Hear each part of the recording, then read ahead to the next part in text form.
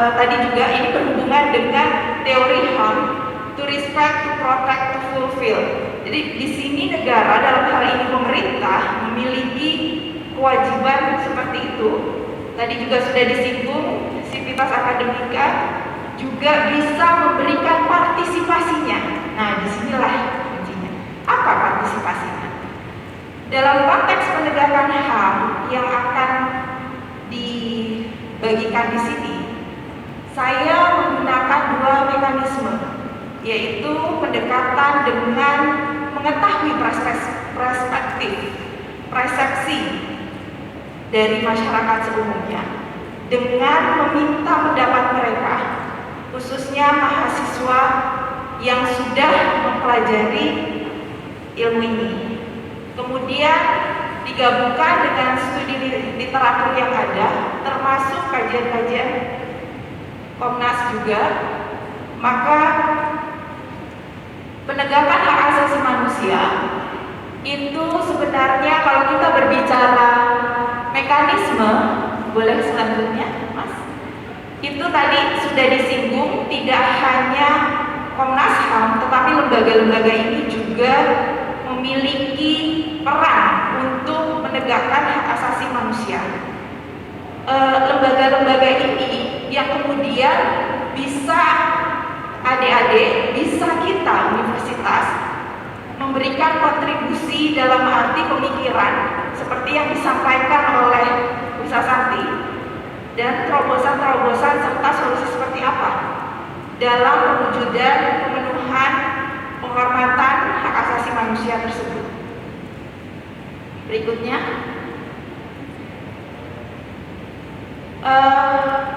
gambaran kondisi Indonesia saat ini itu tidak lepas dari upaya nantinya untuk memenuhi hak asasi manusia. Nah, dalam tadi saya sudah sebutkan bahwa saya juga menggunakan studi literatur di sini, bahwa di dalam konteks kondisi Indonesia saat ini ada sebuah buku yang menyinggung persoalan demokrasi di Indonesia, di mana kondisi demokrasi di Indonesia dalam peluncuran buku ini juga disampaikan bahwa ada beberapa kelemahan dalam proses demokrasi di Indonesia, terutama persoalan mengenai akuntabilitas pemerintahan yang demokratis. Misalnya adanya penggelembungan kekuasaan eksekutif. Kemudian ini saya hanya menyampaikan ya apa yang ditemukan oleh buku ini. Kemudian adanya, sebentar, ini kalau dari situ jauh sekali. Oke, adanya pelemahan sistem check and balance karena adanya penggelembungan eksekutif. Kemudian ada masyarakat sipil yang memiliki, karena penggelembungan tersebut juga ada yang memiliki ketidakmampuan, kelemahan untuk dapat bisa menyuarakan gitu ya pendapatnya. Dan ini beberapa kasus pernah terjadi, misalnya seorang petani yang mau menyuarakan pendapatnya ditangkap misalnya. Padahal dia kalau tidak menyuarakan pendapat itu, maka tidak diketahui, gitu kan? Apa persoalan di daerah tersebut? Bisa jadi persoalannya adalah ada broker nih, makanya harga jadi mahal. Untungnya presiden kita cukup bijaksana pada saat itu, ya, menerima langsung gitu ya, setelah beberapa hari menerima. Nah, hal-hal yang seperti itu perlu mungkin menjadi catatan, dan itu juga jadi catatan soal masyarakat sipil. Kemudian penegakan hukum yang tidak independen. Di beberapa kasus ada penegakan hukum yang diangkat di situ tidak independen. Nah, ada argumentasi lain bahwa dikatakan bahwa mungkin bukan demokrasi di Indonesia, mungkin disebutnya malah demokrasi iliberal yang terjadi. Jadi beberapa persoalan-persoalan mengenai demokrasi yang ada di Indonesia yang kemudian untuk menjelaskan bagaimana persoalan-persoalan hak asasi manusia ini ditegakkan. Kemungkinan ada hubungannya dengan penegakan hak asasi manusia dengan persoalan demokrasi. Itu kondisi yang ada. Yang berikutnya, bahwa persoalan hak asasi manusia betul sekali tadi disinggung adalah persoalan yang mengakar. Kenapa? Karena di dalam sebuah statistik yang dilakukan oleh LPSK, tindak pidana yang banyak dilindungi itu adalah persoalan mengenai pelanggaran hak asasi manusia. Dari itu, maka kita bisa melihat bahwa persoalan hak asasi manusia ini merupakan persoalan yang kalau pemerintah mampu menanganinya, persoalan itu bisa dihadapi dengan baik, terselesaikan dengan baik. Tetapi tidak mungkin pemerintah melakukan tanpa juga mungkin masukan seperti yang tadi disampaikan oleh Bu Sasanti.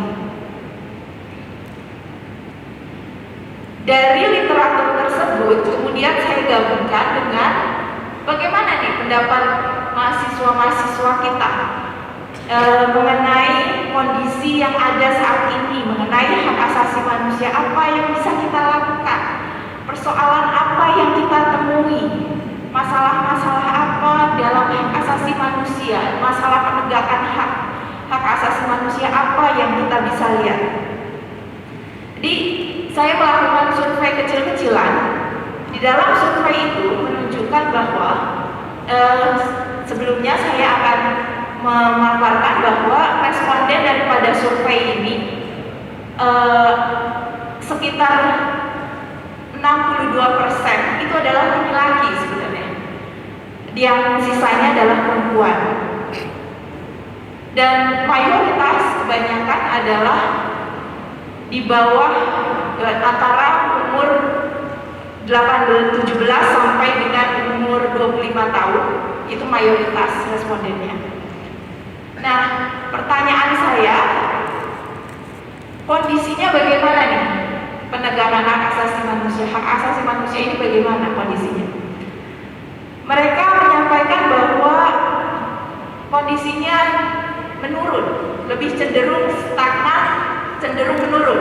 Nah, ini kemudian menjawab pada yang tadi kondisi demokrasi yang tadi mungkin disebutkan tadi ya.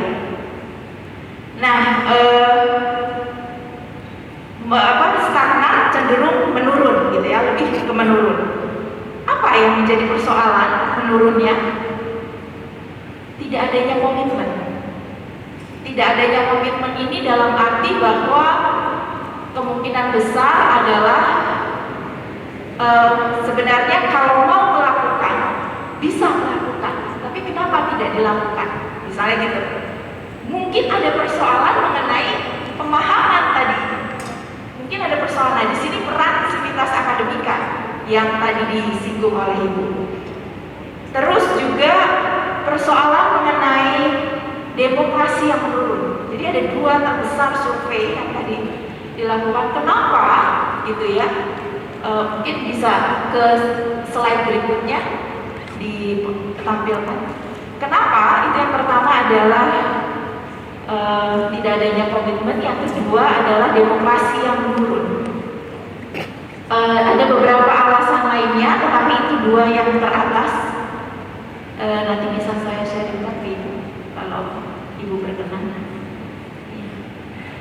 Nah, penegakan hak apa yang paling lemah? Pendapat mereka, pendekatan hak yang paling lemah itu dua teratas adalah yang pertama berhubungan dengan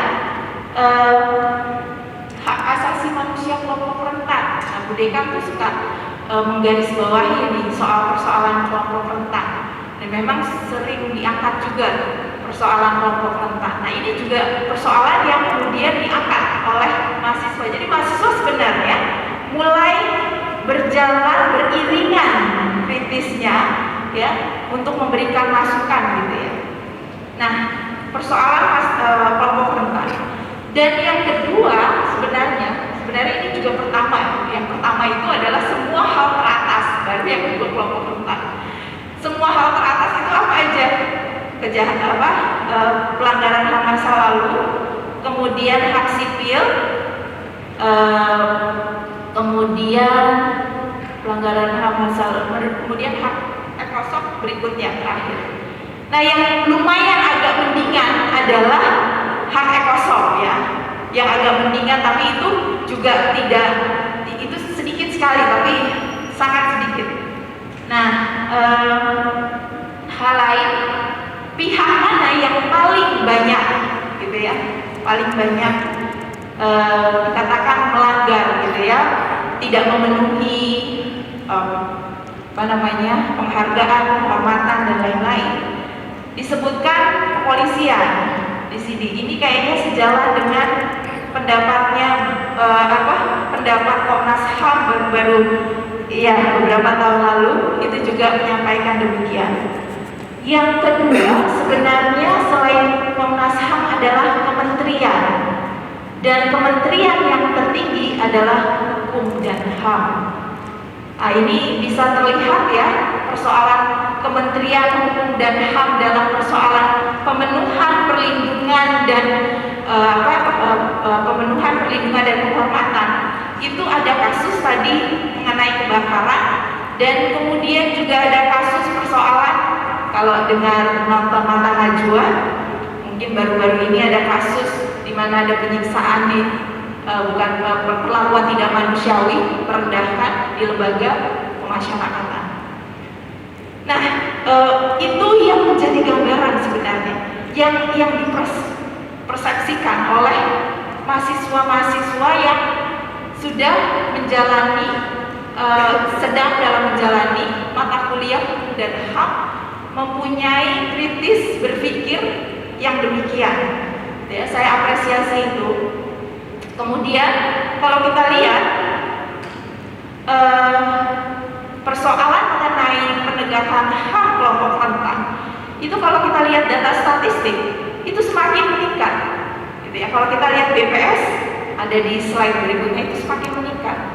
Dan kalau kita lihat pernikahan usia umur 15 tahun di desa itu stagnan pada situ aja. Ini berarti mungkin belum ada ini yang memberikan ya pencerahan atau informasi ke sana, gitu ya. Masih banyak anak usia dini yang memutuskan untuk menikah, gitu ya, dan di-encourage juga sama orang tua, gitu ya. Persoalan penegakan kelompok rentan, penegakan HAM bagi kelompok rentan ada di isu perempuan, isu anak dan pemuda, ya, isu penyandang disabilitas, lansia dan minoritas, serta masyarakat adat. Bisa ke slide berikutnya.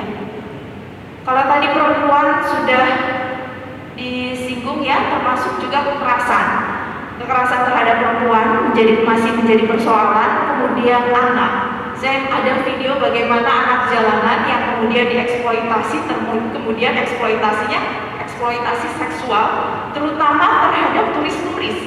Ya, di daerah-daerah turis itu para turis itu menggunakan anak-anak ini untuk eksploitasi seksual.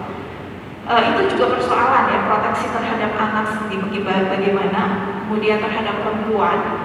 Kemudian penyandang difabel, di mana penyandang difabel ini persoalan keadilan dan penegakan HAM. Bagaimana dia bisa mengkomunikasikan kalau dia itu memiliki ya ketidakmampuan untuk menyuarakan, membuat akses, sementara aksesnya itu hanya diberikan akses misalnya menulis, dia tidak punya kemampuan itu, gitu. Tidak ada akses itu, dia tidak tunarungu bagaimana akses terhadap dia untuk bisa mendapatkan keadilan, gitu ya, mendapatkan advokasi bagaimana. Itu masih menjadi pertanyaan kalau kita bisa lihat di beberapa laman-laman website. Kemudian juga kalau persoalan lansia adalah masalah kesehatan. Persoalan kesehatan lansia itu banyak persoalan mengenai bagaimana dia bisa ke rumah sakit atau ke pusat kesehatan sementara dia tidak berdaya jalan ke sana, bagaimana penjangkauan terhadap dia bagi lansia ini, kalau persoalan kesehatan dan juga persoalan kesejahteraan.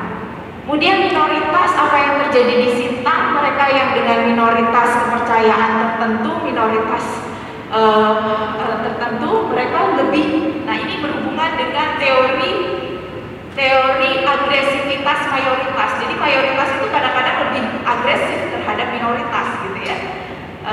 Nah ini masih jadi persoalan juga. Dan yang terakhir adalah masyarakat adat, di mana di masyarakat adat ini banyak juga persoalan mengenai tanah ya, terutama karena adat lebih ke arah biasanya leluhurnya berhubungan dengan tanah dan lain-lain. Maka ini menjadi juga persoalan ketika tanah kemudian ataupun pengairan kemudian digunakan misalnya untuk pembangunan ataupun menjadi waduk yang sekarang jadi masalah. Ada beberapa, bukan waduknya yang masalah ya, tapi mungkin ada persoalan lainnya yang belum terselesaikan. Nanti ini yang perlu dicermati. Nah, ini persoalan kelompok rentan. Kemudian persoalan penegakan HAM kategori hak sipil politik. Pertama-tama yang paling mencuat muncul itu persoalan mengenai penyiksaan di lembaga pemasyarakatan. Nah, ini yang perilaku merendahkan, tidak manusiawi gitu ya. Kemudian pelanggaran HAM masa lalu juga yang banyak diangkat. Bagaimana kebebasan berekspresi, berkumpul, masih sering bingung nih, ini kebebasan berekspresi atau ujaran kebencian gitu kan ya. Padahal bisa dijelaskan bahwa ujaran kebencian itu berhubungan dengan kelompok minoritas gitu ya. Ujaran yang ditujukan kepada kelompok minoritas gitu ya. Tapi sering masih dibingungkan, dirancukan dengan yang disebut dengan kebebasan berekspresi. Kemudian persoalan proteksi jurnalis dan aktivis misalnya, masih banyak jurnalis aktif misalnya di Pulau Kisar itu hilang gitu ya. Itu juga kemudian menjadi, kalau saya tidak salah, menjadi kajian juga ya oleh Komnas HAM. Persoalan imunitas, teknologi, bagaimana data proteksi. Jadi ini adalah hal-hal yang muncul terbanyak gitu ya, baik di persoalan yang penegakan HAM yang paling muncul terbanyak yang diangkat baik oleh mahasiswa maupun oleh berita-berita yang ada. Kemudian kasus pembangunan wadas pinjaman online yang baru-baru ini, pinjaman online juga kelompok ada kelompok yang kemudian meminta perhatian kepada negara untuk proteksi bagi mereka, karena pinjaman online ini sudah sangat mengganggu gitu ya. Negara mana nih? Negara hadir melindungi, proteksinya seperti apa? Kalau misalnya Sivitas Akademika mempunyai terobosan ya dalam melindungi, apalagi dalam konteks hukum, terutama dalam persoalan pinjaman online, ini pasti sangat-sangat bermanfaat. Kemudian penyiksaan tadi sudah. Nah, penegakan HAM sektor ekonomi sosial budaya, ada persoalan mengenai hak pendidikan, hak pekerjaan, hak kesehatan gitu ya.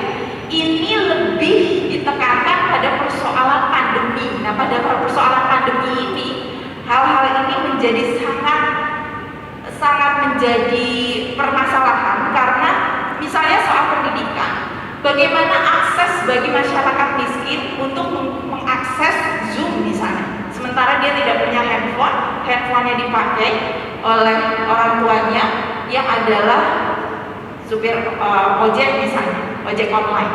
Itu juga bermasalah, akses terhadap pendidikan. Kemudian pekerjaan, Undang-Undang Cipta Kerja dan beberapa persoalan lain. Misalnya saya mau mengangkat persoalan, ada salah satu mahasiswa yang juga mengangkat persoalan di mana dia sebenarnya bersengketa dengan perusahaan tersebut, tetapi pada saat dia sengketa gitu ya dan masuk ke PHI, itu tidak dibayarkan semuanya, tidak dibayarkan. Dan sebenarnya dia sudah mengadukan kepada Komnas HAM katanya, tapi tidak ada respon apapun gitu. Jadi dia memberikan pendapatnya. Dan kemudian persoalan kesehatan, persoalan kesehatan ini juga yang berhubungan dengan masyarakat miskin, terutama yang memiliki kesulitan akses. Apakah aksesnya ini berhubungan dengan kalau sekarang pandemi misalnya akses mendapatkan fasilitas berupa suntik gitu ya, kemudian apakah akses berupa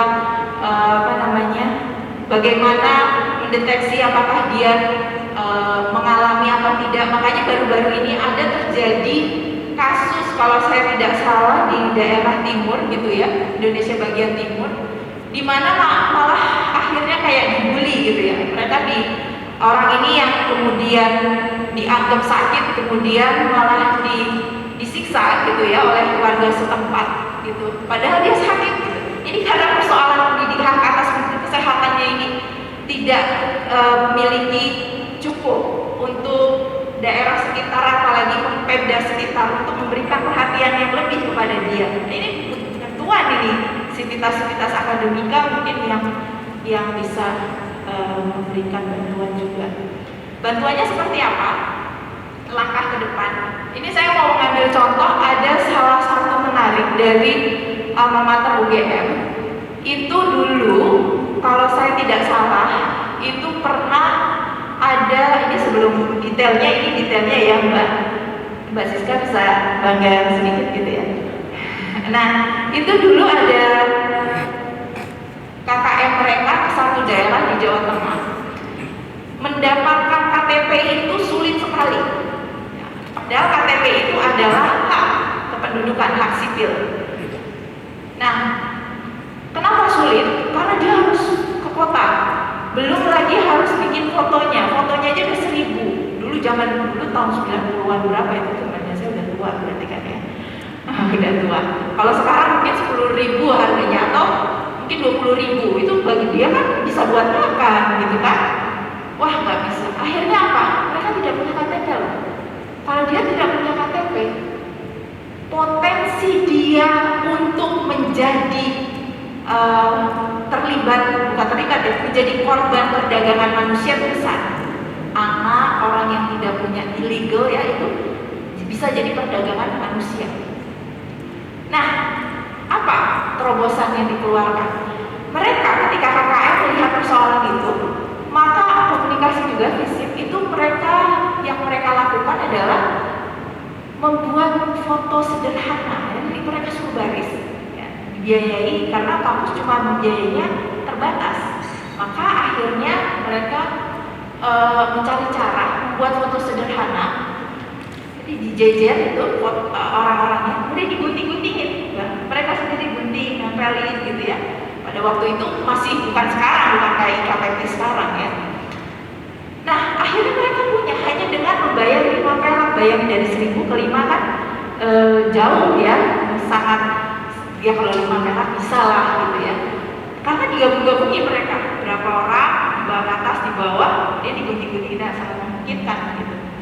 Akhirnya dia bisa membantu gitu ya. Jadi sivitas akademika punya terobosan pemikiran gitu ya, membantu terobosan ini yang mungkin karena rutinitas daripada ya itu ada kebekuan atau ada apa, bisa dibantu oleh adanya dengan bekerja sama dengan sivitas akademika. Jadi langkah kedepannya bagaimana? Langkah kedepannya juga bisa menggunakan teknologi. Tadi sudah disinggung. Teknologi ini bagi mereka yang punya kemampuan itu bisa melihat pattern, pola, dan bagaimana solusi diberikan di seluruh dunia, seperti apa, sehingga kita bagaimana ya adaptasinya terhadap persoalan tersebut itu bisa dipakai. Jadi teknologi bisa kita gunakan juga seperti itu. Bank data, pelanggaran HAM banyak terjadi di sini, misalnya kita harus meresponnya bagaimana, kan itu bisa kita gunakan. Tapi tentu saja harus ada proteksi, data proteksi juga. Kemudian bagaimana mengadopsi keamanan yang komprehensif. Keamanan yang komprehensif ini berarti jangan menggontok-gontokkan antara keamanan dengan hak asasi manusia itu sendiri. Padahal hak asasi manusia itu berkontribusi positif kepada keamanan. Salah satu contoh, karena saya dulu audit lembaga pemasyarakatan untuk Mandela Rules dan standar minimum rule treatment of prisoners, itu saya melihat bahwa bagaimana pemenuhan hak asasi manusia itu meminimalisir bahkan meniadakan terjadinya chaos di lembaga pemasyarakatan. Dan itu saya melakukan audit itu lebih dari 20 kali sebenarnya, dan beberapa kasus sudah menunjukkan demikian. Dan banyak lagi ini langkah-langkah kedepannya biar saya nanti menjadi diskusi kita lebih hidup. Gitu saja Mbak Siska, terima kasih.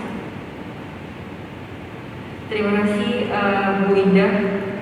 Saya berkeceplosan manggil Mbak, soalnya pokoknya masih muda itu. Terima kasih pemaparan yang sangat luar biasa. Seperti biasa kalau dosen yang menjelaskan memang sangat detail ya Bu ya.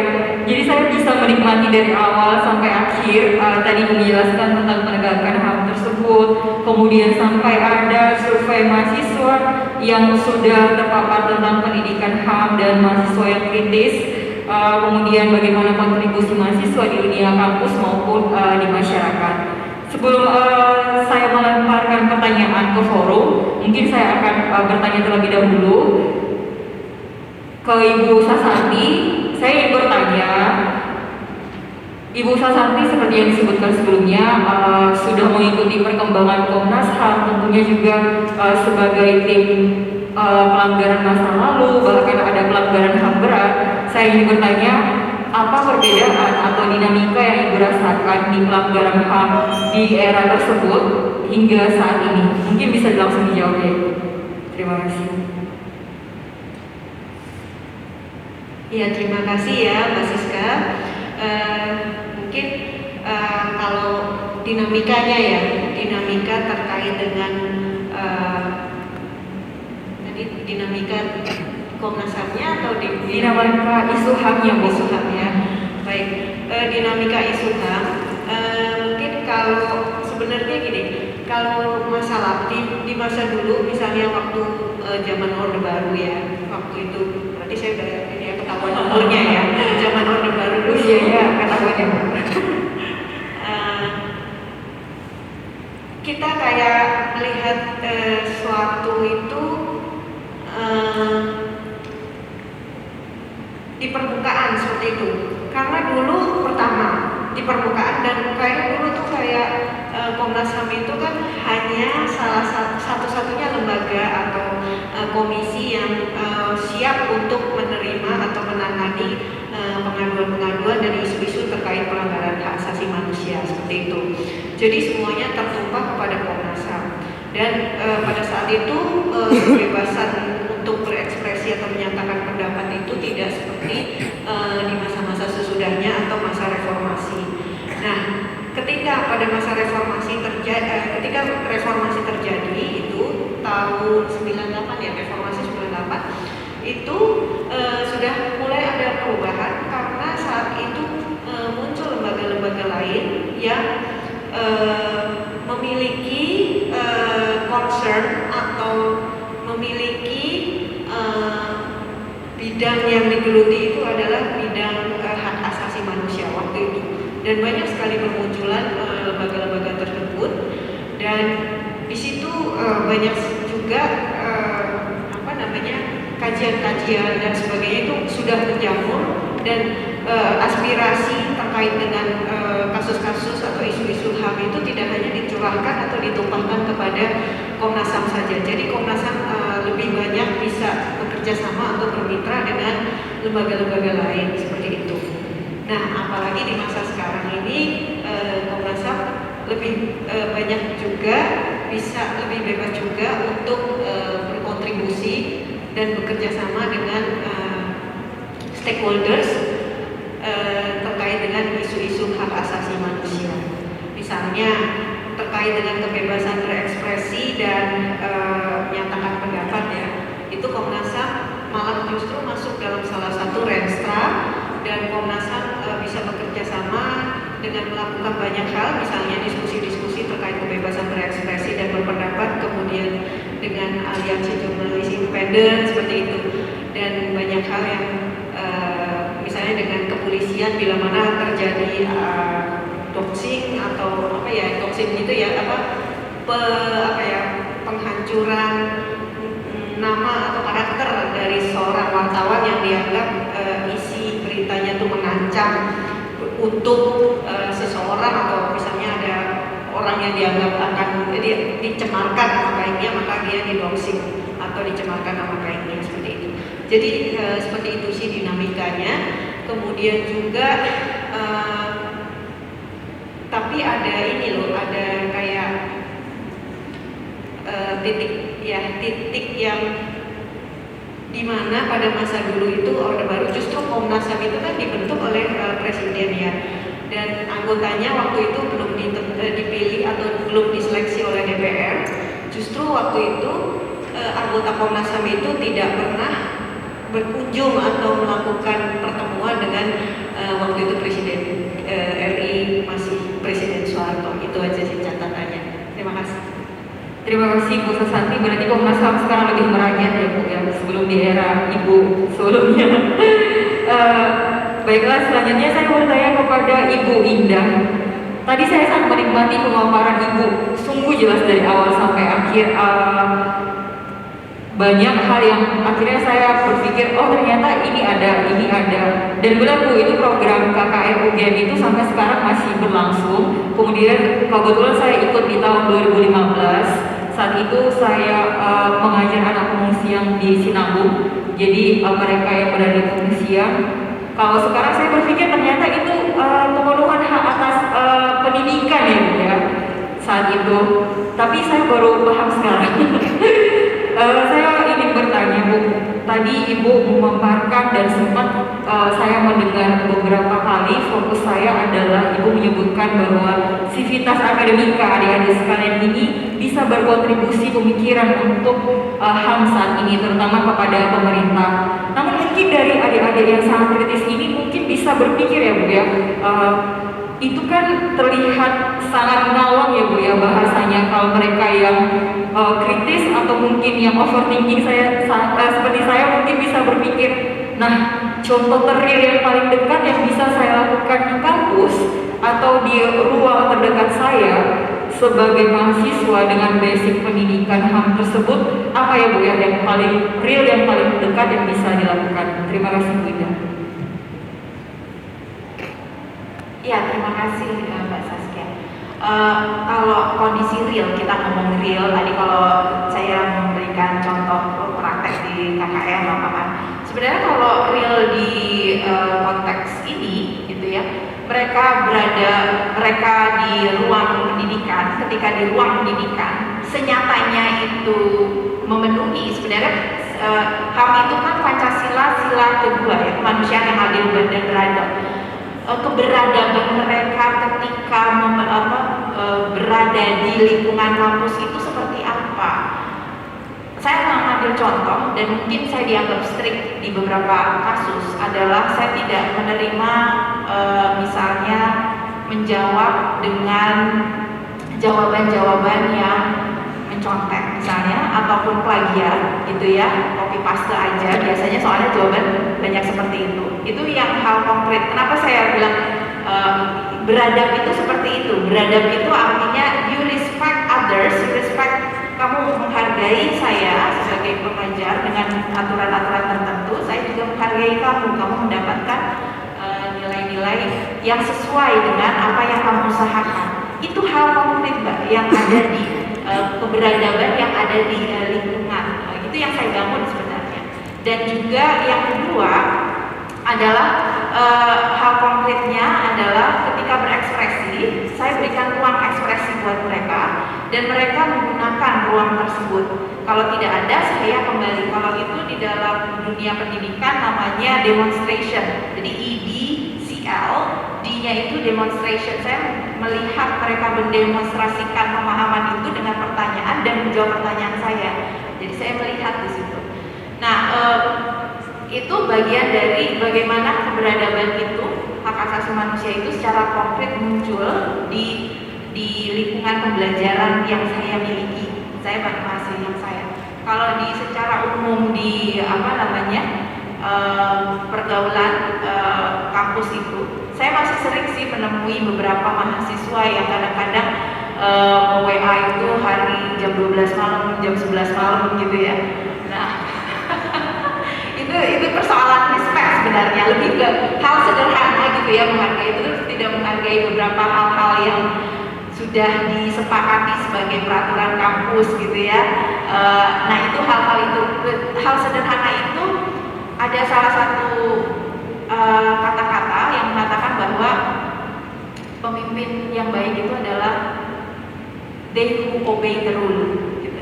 Karena kalau dia terbiasa untuk melanggar peraturan, once they are in the rule, ketika dia berada di kekuasaan, they tend to merusak aturan tersebut. Tapi kalau dia berusaha memenuhi dan itu mencontohkan keberadaan. Tapi kita berbicara tentu saja peraturan yang rule of law, yang bukan ruler's law, bukan.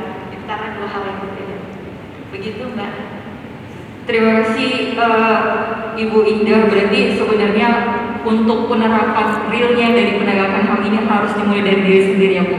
Seperti masyarakat butuh komitmen dari pemerintah, untuk penegakan HAM itu harus komitmen dari diri sendiri ya Bu.